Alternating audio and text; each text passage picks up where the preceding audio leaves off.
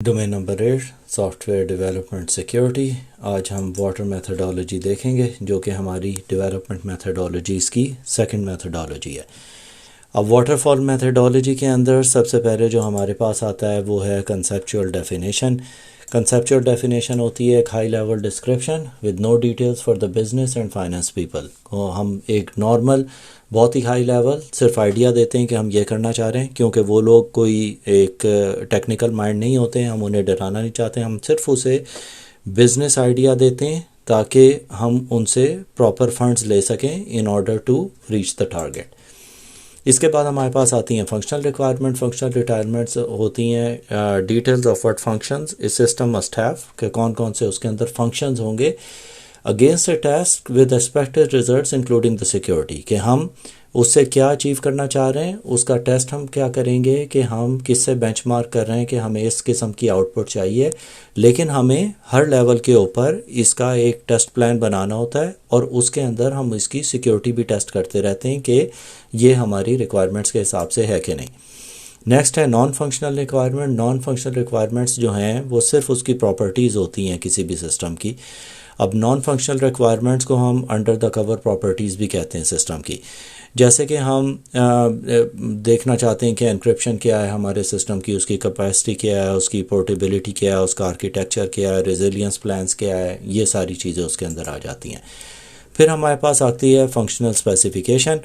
अब functional specification है software developer state करता है possibilities of the functionalities under the security prospective, कि हम इसके अंदर ये चीज़ें आपको सजेस्ट कर सकते हैं कि ये हम एक नॉर्मल रिक्वायरमेंट के बारे में अगर हम बात करें तो ये चीज़ें डूएबल हैं और ये चीज़ें डूएबल नहीं हैं, या एज ए प्रोग्रामिंग प्रोस्पेक्टिव हम ये चीज़ें लेके आ सकते हैं। अब जैसे अगर हम किसी ऑपरेटिंग सिस्टम की बात करें तो अगर हम उसकी फंक्शनल स्पेसिफिकेशन की बात करें तो हमारे पास आती हैं चीज़ें जैसे authentication, authorisation, access control, confidentiality, transaction, auditing, ये सारी चीज़ें जो हम पहले भी कवर कर चुके हैं वो सारी फंक्शनल स्पेसिफिकेशन होती हैं। अब डिज़ाइन की जब हम बात करते हैं तो हम कोई भी जब भी किसी सिस्टम को डिज़ाइन करते हैं on a piece of paper तो हम उसकी डेटा फ्लो डायग्राम बनाते हैं, उसकी एंटिटी रिलेशनशिप डायग्राम बनाते हैं, फिर हम उसके फ्लो चार्ट्स बनाते हैं। और अगर हम किसी नेटवर्क को डिज़ाइन कर रहे हैं तो हम उसके लैन को डिज़ाइन करेंगे, उसके वाइड एरिया नेटवर्क को, उसके सबनेट्स को, जो डिवाइसेस उसके साथ होंगी, उसके साथ क्या क्या सिक्योरिटी प्रोटोकॉल्स होंगी, वो सारी चीज़ें डिज़ाइन के अंदर आ जाते हैं। अब डिज़ाइन रिव्यू के अंदर होता है कि एक एक्सपर्ट्स उस फील्ड के वहाँ पे बैठते हैं, उस डिज़ाइन को रिव्यू करते हैं कि इसके अंदर फ्लॉज क्या हैं और इसके अंदर हम क्या क्या चीज़ें लेके आ सकते हैं या नई चीज़ें कौन सी हम उसके अंदर इंट्रोड्यूस कर सकते हैं। अब कोडिंग के अंदर ये है कि सॉफ्टवेयर डेवलपर्स जो हैं वो बिल्ड करते हैं एप्लीकेशन इंक्लूडिंग यूनिट टेस्टिंग, कि हम उसे बेसिकली उसे डिज़ाइन करते हैं for the first time to verify the availability of all modules, कि जो चीज़ें उन्हें कहीं थी वो सारी उन्होंने इसके अंदर डाली हैं। अब एक प्रोग्रामर्स का तरीका ये होता है, वो चाहते हैं कि सारी पुरानी हम चीज़ें छोड़ें, हम सीधी प्रोग्रामिंग को शुरू कर दें, लेकिन हमें सारी चीज़ों की डिटेल्स के बारे में पता होना चाहिए ताकि जब हम अपनी एक लास्ट स्टेज पे पहुँचें, जब हमारे पास एक डिलीवरेबल आइटम हो तो वो फंक्शनल हो और उसे हम मैच कर सकें अकॉर्डिंग टू द रिक्वायरमेंट्स जो भी हमें मिली थी। इसके बाद हमारे पास नेक्स्ट स्टेप आता है कोड रिव्यू। कोड रिव्यू के अंदर ये होता है कि जो डेवलपर टीम्स हैं जो कि हर मॉड्यूल को सेपरेटली देख रही हैं वो एक दूसरे के कोड को रिव्यू करती हैं, उसके अंदर वो ढूंढते हैं किसी किस्म के जो भी प्रॉब्लम्स हैं या किसी भी तरीके से अगर कोड आपका कॉम्प्रोमाइज़ हो सकता है या आपने properly security and safety mechanisms या गुड प्रोग्रामिंग प्रैक्टिसेस को इम्प्लीमेंट किया है कि नहीं, उन सारी चीज़ों को देखते हुए उस कोड को रिव्यू किया जाता है। अब हमारे पास डिफरेंट टूल्स आते हैं कोड को चेक करने के लिए। डायनामिक कोड एनालिसिस टूल्स हैं जिसके बारे में हमने पहले बात की है, वो भी यूज़ किए जाते हैं static analysis of the code के लिए। फिर हमारे पास नेक्स्ट आता है कॉन्फ़िगरेशन रिव्यू। कॉन्फ़िगरेशन रिव्यू के अंदर performing device configuration test to verify the components and their functionality, कि जो भी उनकी फंक्शनैलिटी थी और जो उसकी फंक्शनैलिटी थी वो 100% सही तरीके से बनी है कि नहीं।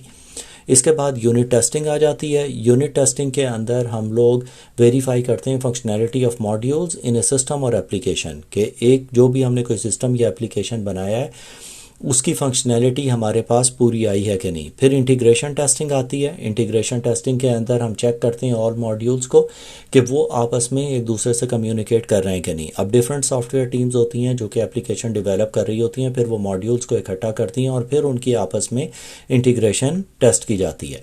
सिस्टम टेस्ट के अंदर टेस्ट करते हैं हम एंटायर सिस्टम को फ्रॉम एंड टू एंड, कि उसके अंदर सारी चीज़ें हमने जब इंक्लूड कर दी, हमने सारे मॉड्यूल्स लगा दिए, हमने सारी चीज़ों को जब इंटीग्रेट कर दिया है, तो ये हमारी एक फंक्शनल रिक्वायरमेंट स्टेप कि हमारा पूरी तरह से पूरा हुआ है कि नहीं, कि उसके अंदर जो हमें फंक्शनल रिक्वायरमेंट्स दी गई थी वो सारी यहाँ पे प्रॉपरली इम्प्लीमेंटेड हुई हैं सही थे कि नहीं।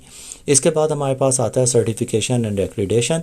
सर्टिफिकेशन एक फॉर्मल इवैल्यूएशन होती है सिस्टम की या एप्लीकेशन की, उसके अंदर जितनी भी इंटेंडेड फीचर्स थी वो उस तरीके से काम कर रही हैं कि नहीं जिस तरह उसे बताया गया था। और एक्रीडेशन की जब हम बात करते हैं तो उसका मतलब होता है कि जो भी सिस्टम को ऑपरेट करने के लिए क्लियरेंस या अथॉरिटी चाहिए होती है वो आपके पास है कि नहीं, after checking all the requirements and everything जो भी आपको दी गई थी। इम्प्लीमेंटेशन के अंदर हमारे पास होता है कि ready to release for production, कि हमने एक सिस्टम बना दिया है, उसके अंदर वो सारी चीज़ें हमने सर्टिफिकेशन एंड एक्रीडेशन में चेक कर ली हैं, अब वो हमारे प्रोडक्शन सर्वर्स के ऊपर जा सकता है या हम उसे प्रॉपरली सेल आउट कर सकते हैं। लास्ट में हमारे पास आता है मेंटेनेंस। मेंटेनेंस एक इम्पॉर्टेंट चीज़ है जब भी हम किसी भी एप्लीकेशन को बनाते हैं। Of course with the passage of time उसके अंदर नई चीज़ें आ रही होती हैं, लोग नई फंक्शनैलिटीज़ इंक्लूड करते हैं और रिक्वेस्ट करते हैं, तो उसका एक प्रॉपर मैनेजमेंट प्लान होता है जिसके थ्रू हम वो सारी चीज़ें रखते हैं मेंटेन करके कि क्या क्या हमने इसके अंदर चेंजेस किए हैं। उसकी चेंजेस को over the period of time maintain किया जाता है, क्योंकि बाज़ औक़ात होता है कि कुछ चीज़ें ऐड करने की वजह से कुछ फंक्शनैलिटी सिस्टम की रुक जाती है, तो आप उसे फिर उससे क्रॉस मैच करके अपनी प्रॉब्लम्स फिक्स कर सकते हैं।